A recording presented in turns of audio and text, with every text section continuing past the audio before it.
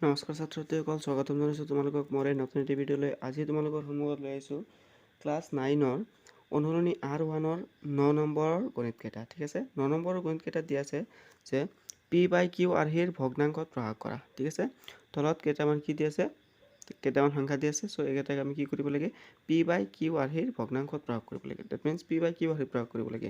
এইটো আমাক কি দি আছে, 0.81 ওপৰত কি চিন দি আছে, এইটো চোৱা পুনঃপুনিক চিন দি আছে। এই ডট চিন দুটা কি বুজায়, পুনঃপুনিক চিন। পুনঃপুনিক চিন মানে কি, তাৰমানে আমি বুজিম যে যিটো অংকৰ ওপৰত পুনঃপুনিক চিন দি আছে, তাৰমানে বুজিম কি সেই অংকটো পুনৰাই আহি আছে, তাৰমানে ৰিপিটেড হৈ আছে। ঠিক আছে, বাৰে বাৰে দশমিকৰ পিছত বাৰে বাৰে সেইটো অংকই আহি আছে।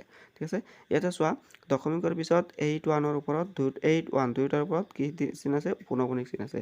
চ' এইটো কি আহিব, তাৰমানে কি হ'ব 0.81 এনেকুৱাকৈ 81 আহিয়ে থাকিব। ঠিক আছে, চ' যদি তিনিটা অংকৰ ওপৰত ডট চিন থাকে তেনেহ'লে তিনিটা অংকই থাকিব, আৰু যদি এটা অংকৰ ওপৰত ডট চিন থাকে এটা অংকই থাকিব। মুঠতে যিটো অংকৰ ওপৰত ডট চিন থাকিব এইটো অংকয়ে কি আহিব, ৰিপিটেড হৈ থাকিব, পুনৰাই আহিব। ঠিক আছে, চ' এইটোক আমি P/Q ভগ্নাংশত প্ৰয়োগ কৰিবৰ কাৰণে আমি কি কৰিম, প্ৰথমতে আমি কি ধৰি ল'ম, এইখিনি x বুলি ধৰি ল'ম। ঠিক আছে, ধৰা হ'ল x equal to 0.818181 dot dot dot. ঠিক আছে, এইখিনি আমি x বুলি ধৰি ল'লোঁ। ঠিক আছে, x বুলি ধৰি ল'ব পাৰোঁ। এতিয়া চোৱা কি কৰিব লাগিব, আমি দুয়োফালে বাওঁফালে আৰু সোঁফালে কি কৰিব, দুয়োফালে চোৱা দশমিকৰ পিছত কেইটা অংক ৰিপিটেড হৈ আছে, দুটা অংক ৰিপিটেড হৈ আছে। হয়, দুটা অংক ৰিপিটেড হৈ আছে। চ' 81 মানে দুটা অংক ৰিপিটেড হৈ আছে। চ' যদি দুটা অংক ৰিপিটেড হৈ থাকে তেনেহ'লে আমি কি কৰিম, আমি 100ৰে পূৰণ কৰিম। ঠিক আছে, দুয়োফালে 100ৰে পূৰণ কৰিম। আৰু যদি এটা অংক ৰিপিটেড হৈ থাকিল হয় তেতিয়াহ'লে আমি অনলি 10ৰে পূৰণ কৰিলোঁ হয়। ঠিক আছে, তিনিটা অংক ৰিপিটেড হৈ থাকিলে আমি 1000ৰে পূৰণ কৰিম। ঠিক আছে, এনেকৈ পূৰণ কৰিব লাগিব। চ' দুটা অংক ৰিপিটেড হৈ আছে কাৰণে আমি কি 100ক কি কৰিম, 100ৰে পূৰণ কৰিম। ঠিক আছে, 100ক 100ৰে পূৰণ কৰিম। চ' ইফালেও 100ৰে পূৰণ কৰিম, 0.818181 ডট ডট ডট ইনটু কিমান, 100। ঠিক আছে, চ' দুফালে 100 পূৰণ কৰিছোঁ। এতিয়া কিমান পাম, 100 ইনটু x মানে কিমান, 100x। ইফালে চোৱা 100 ইনটু 0.81 পূৰণ কৰিলে কিমান পাম, দুটা একৰ পিছত দুটা শূন্য আছে, ডেট মিনছ পূৰণ কৰিছোঁ। চ' দশমিকটো 2 ঘৰ সোঁফালে যাব, 2 ঘৰ সোঁফালে গ'লে কিমান হ'ব, 81.8181 হ'ব। ঠিক আছে, ডট ডট ডট। ঠিক আছে, এইখিনিলৈকে বুজি পালা, আশা কৰিছোঁ এইখিনিলৈকে বুজি পাইছা। এতিয়া চোৱা এতিয়া কি হ'ব, এইটো কি কৰিছোঁ, এক্সৰ মানটো কিমান ধৰিছিলোঁ, 0.8181। এইটো আমি 1 নম্বৰ ইকুৱেশ্যন বুলি যদি ধৰোঁ তেতিয়াহ'লে এইটো আমি কি ধৰিম, 2 নম্বৰ ইকুৱেশ্যন ধৰিম। ঠিক আছে, এইটো 2 নম্বৰ ইকুৱেশ্যন বুলি ধৰিব পাৰোঁ। ঠিক আছে, এতিয়া চোৱা ইকুৱেশ্যন নম্বৰ 2ৰ পৰা যদি 1টো বিয়োগ কৰি দিওঁ কি পাম, ইকুৱেশ্যন নম্বৰ 2ৰ পৰা এইটো আছিল 2 নম্বৰ, এইটো আছিল 1 নম্বৰ। ঠিক আছে, চ' 2 নম্বৰ ইকুৱেশ্যনৰ পৰা যদি 1 নম্বৰ ইকুৱেশ্যনটো বাদ দিওঁ কিমান পাম, 100x মাইনাছ x। 1 নম্বৰ ইকুৱেশ্যনত কিমান আছিল, x আছিল। ঠিক আছে, সমান কি পাম, 81.8181 ডট ডট ডট মাইনাছ কি পাম, 0.818181 ডট ডট ডট। ঠিক আছে, এতিয়া চোৱা কি হ'ব, 100xৰ পৰা এটা x গ'লে কিমান পাম, 99x। ইফালে 81ৰ পৰা 0 বিয়োগ কৰিলে কিমান পাম, 81 পাম, আৰু দশমিকৰ পিছত 81 আছে। চ' কিমান পাম, 0.00 পাম। ঠিক আছে, 81.00। এতিয়া চোৱা কি কৰিব লাগিব, এক্সটো বাওঁফালে ৰাখিব লাগিব, এক্সৰ মান যিহেতু আমাৰ উলিয়াব লাগে। ঠিক আছে, চ' 99টো ইফালে পূৰণ হৈ আছিল, সিফালে গ'লে কি হ'ব, হৰণ হ'ব। 99 ওপৰত কিমান, 81। এতিয়া চোৱা দুয়োটা সংখ্যা আমাৰ কি 9ৰে বিভাজ্য হৈ আছে। 9 গুণ কিমান, 81, 9 11 গুণ কিমান হয়, 99 হয়। ঠিক আছে, চ' এক্সৰ মানটো কিমান হ'ব, এক্সৰ মানটো হ'ব 9/11। এইখিনি আছিল এক্সৰ মান ভগ্নাংশত প্ৰকাশ কৰা। ঠিক আছে, মানে P/Q আৰ্হিত প্ৰকাশ কৰা। ঠিক আছে, চ' আশা কৰিছোঁ বুজি পাইছা। চ' এতিয়া আমি কি কৰিম, 9ৰ 2 নম্বৰ গণিতলৈ আগবাঢ়িম। ঠিক আছে, ছাত্ৰ-ছাত্ৰীসকল এতিয়া আমি 2 নম্বৰ গণিতটো লাভ কৰিছোঁ ঠিক আছে 2 নম্বৰ গণিতটো আছে 0.18 তাৰ মানে কি হ'ব এইটো 0.1888 তাৰ মানে অনলি 8ৰ ওপৰত কি চিন দি আছে পুনঃপুনিক চিন দি আছে ঠিক আছে সো এইটো আমি কি ধৰিম ধৰা হল x = 0.1888 এইটো আমি 1 নম্বৰ ইকুৱেশ্যন বুলি ধৰিলো ঠিক আছে এতিয়া চোৱা কি হৈ আছে এটা অংকই কি হৈছে ৰিপিটেড হৈ আছে ঠিক আছে এটা অংকই ৰিপিটেড হৈ আছে সো কি কৰিম x ক 10 ৰে পূৰণ কৰিম ঠিক আছে ইফালে x ক 10 ৰে পূৰণ কৰিলে ইফালে 0.188 ক 10 ৰে পূৰণ কৰিলে কি হ'ব এক ঘৰ সোফালে যাব সো 1.888 হ'ব ঠিক আছে সো এতিয়া চোৱা কি হ'ব আমাৰ কি হৈছে যেটো অংক পুনঃপুনিক চিন হৈ আছে হেইটো অংকৰ পিছত আমি দশমিক নিব লাগিব তেতিয়াহে আমাৰ কি হ'ব ইয়াৰ কাৰণ কি যেতিয়ালৈকে কি আমাৰ যিমান নম্বৰ অংক লৈ দশমিকৰ পিছত যিমান নম্বৰ অংক লৈ আমাৰ কি হৈছে পুনঃপুনিক চিনটো আহি আছে সো হিমান নম্বৰ অংকলৈকে আমি কি কৰিব লাগিব দশমিক নিব লাগিব সো একক দশক দুই ঘৰলৈকে দুই ঘৰত থকা তৃতীয় ঘৰত থকা অংকটো কি হৈছে পুনঃপুনিক হৈ আছে তাৰ মানে ৰিপিটেড হৈ আছে সো আমি কি কৰিব লাগিব আমি দশমিকৰ তৃতীয় ঘৰলৈকে নিব লাগিব ঠিক আছে এতিয়া চোৱা তাৰ মানে কি আকৌ 10 ৰে পূৰণ কৰিব লাগিব তেতিয়াহে আমি কি এই দশমিকটো 8ৰ পিছত যাব ঠিক আছে সো ইফালেও 10 ৰে পূৰণ কৰিম x * 10 মানে কিমান 10x ইনটু আকৌ 10 ৰে পূৰণ কৰিব লাগিব সো ইফালে আকৌ 10 ৰে পূৰণ কৰিলে কিমান হ'ব 18.888 ইয়াৰ মেইন কাৰণটো হল আকৌ 10 ৰে পূৰণ কৰাৰ কাৰণটো হল তাৰ মানে আমাৰ কি চোৱা দ্বিতীয় নম্বৰ অংকটো দশকৰ ঘৰত থকা অংকটো কি হৈছে দশমিকৰ পিছত থকা দ্বিতীয় নম্বৰ ঘৰত থকা অংকটো কি হৈছে ৰিপিটেড হৈ আছে ঠিক আছে পুনঃপুনিক হৈ আছে সো সেই কাৰণে আমি কি পুনঃপুনিক হৈ থকা অংকটোৰ পিছতহে কি কৰিব লাগিব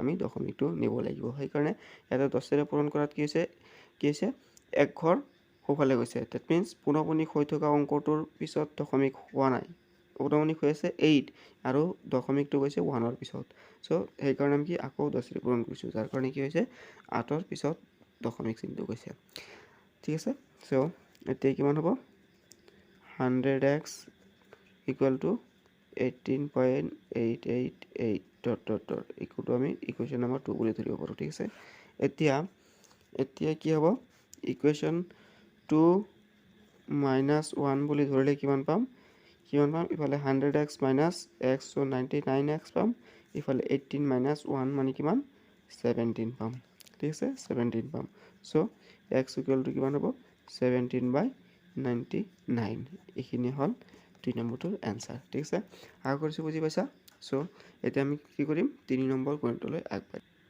ছাত্ৰ-ছাত্ৰীসকল 3 নম্বৰ গণিতটো কি আছে চোৱা 2.47 ঠিক আছে অনলি 7ৰ ওপৰত পুনঃপুনিক চিন আছে তাৰ মানে কি হ'ব এইটো 2.4777 আহিয়ে থাকিব ঠিক আছে সো আমি ধৰা হল কি কৰিম ধৰা হল x = 2.4777 ইকুৱেশ্যন নম্বৰ 1 দিলো এতিয়া কি কৰিম প্ৰথমতে x ক 10 ৰে পূৰণ কৰিম ইফালে কি হ'ব 10 ৰে পূৰণ কৰিলে ইফালে কিমান হ'ব 24.77 হৈ যাব আকৌ কি কৰিম সো 7 দ্বিতীয় নম্বৰ গণিতত কৈছিলো যে কি পুনঃপুনিক হৈ থকা অংকটোৰ পিছতে আমি দশমিক নিব লাগিব ঠিক আছে 2 নম্বৰ অংকটোত কি আছে পুনঃপুনিক চিন আছে সো আমি 2 ঘৰ দশমিক সোফালে ল'ব লাগিব ঠিক আছে সো সেই কাৰণে আকৌ 10 ৰে পূৰণ কৰিম 10x ইনটু ইয়াতে x * 10 মানে কিমান হ'ব 10x আকৌ 10x ৰ লগত 10 পূৰণ কৰিম ঠিক আছে সো আকৌ 10 পূৰণ কৰাৰ লগে লগে ইফালে কিমান হৈ যাব দশমিকটো আৰু এক ঘৰ সোফালে গুচি যাব ঠিক আছে সো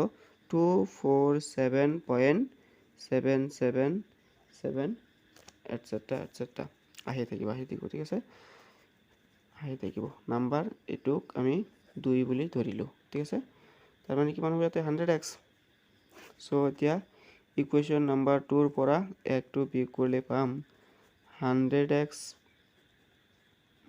- x = 247.777 minus 2.4777 ঠিক আছে এতিয়া চোৱা কি হ'ব 100x ৰ পৰা এটা x গ'লে 99x ইফালে 247.77 ৰ পৰা 2.477 গ'লে কিমান পাম 2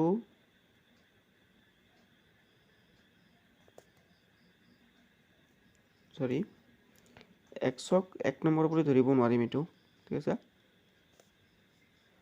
এইটোক 1 নম্বৰ বুলি ধৰিব লাগিব ঠিক আছে 10x ইনটু ইকুয়াল টু 24.777 এটো আমি 1 নম্বৰ বুলি ধৰিব লাগিব ঠিক আছে সো এতিয়া 2 ৰ পৰা 1 টো বিয়োগ কৰিলে আমি পাম কিমান পাম 247 minus 24.777 পাব লাগিব ঠিক আছে সো 247 ৰ পৰা 24 গলে কিমান 7 ৰ পৰা 4 গলে কিমান 3 7 ৰ পৰা 4 গলে 3 দশমিকৰ পিছত 7 7 আছে সো এটা শূন্য হ'ব 7 ৰ পৰা 4 গলে 3 4 ৰ পৰা 4 গলে কিমান 2 আৰু ইফালে কিমান থাকিব 2 2 to 3.00 ঠিক আছে সো কি হ'ব x equal to 223/99 ঠিক আছে সো এইখিনি আছিল কি 3 নম্বৰটোৰ आंसर ঠিক আছে আকৰ্ষণ বুজি পাইছা সো এতিয়া আমি কি কৰিম 9 ৰ 4 নম্বৰ গণিতলৈ আগবাঢ়িম ছাত্ৰ-ছাত্ৰীসকল এতিয়া আমি 4 নম্বৰ 9 ৰ 4 নম্বৰ গণিতলৈ আগবাঢ়িছো ঠিক আছে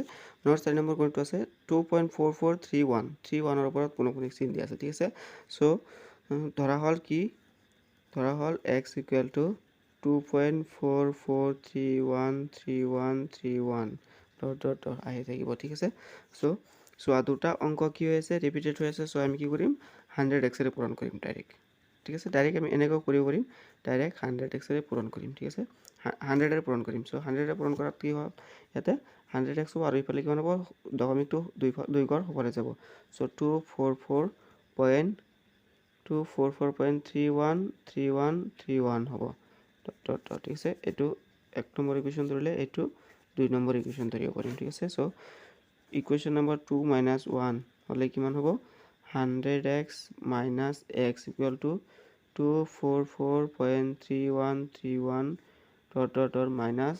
2.443131 ঠিক আছে সো আমি কি পাম 100x minus x কিমান পাম 99x আৰু ইফালে কিমান পাম ইফালে বিয়োগ কৰিছো 244.31 2.44 ঠিক আছে সো 1 ৰ পৰা নাযাব 11 ৰ পৰা 4 গলে কিমান 7 হাতে কিমান 2 ইয়াৰ পৰা 12 12 ৰ পৰা 4 গলে 8 ঠিক আছে দশমিক 3 ৰ পৰা 2 গলে 1 4 2 241.87 ঠিক আছে 241.87 এতিয়া চোৱা 99 টো x ৰ লগত পূৰণ হৈ আছে সো x টো ইফালে ৰাখি দিলো 99 টো ইফালে গলে কি হ'ব হৰণ হ'ব 241.87 ঠিক আছে সো এইখিনি আছিল কি आंसर ঠিক আছে সো এতিয়া কি হল দশমিকটো